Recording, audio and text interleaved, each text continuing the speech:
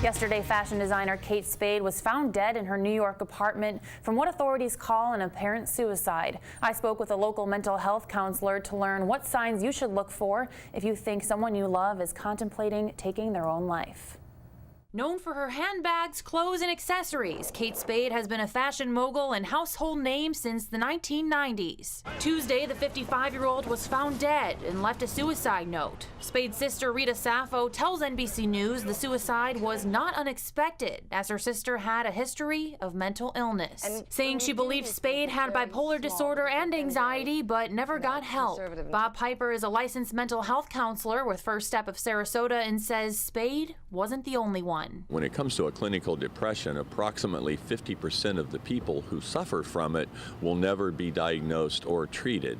So it's something that obviously even people who are surrounded by loved ones can miss. He says signs to look for: almost anything that seems unusual to you. It all depends on the person. Sleeping more can be a sign, but so can sleeping less.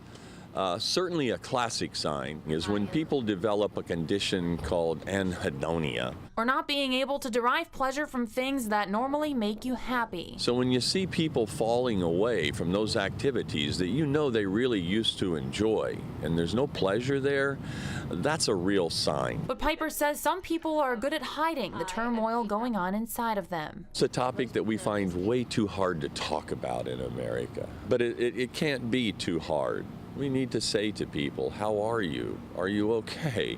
And it needs to be okay that they're not okay. Something Sappho wishes her sister knew, telling the Kansas City Star Spade was worried about what people would think of her mental health issues, turning to alcohol to deal with the pain. Piper's advice to those like Spade?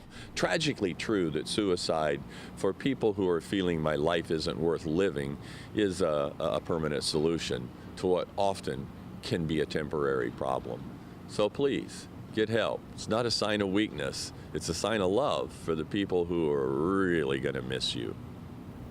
If you or someone you know is contemplating suicide, call the National Suicide Prevention Line. And again, that number is 1-800-273-TALK or 8255.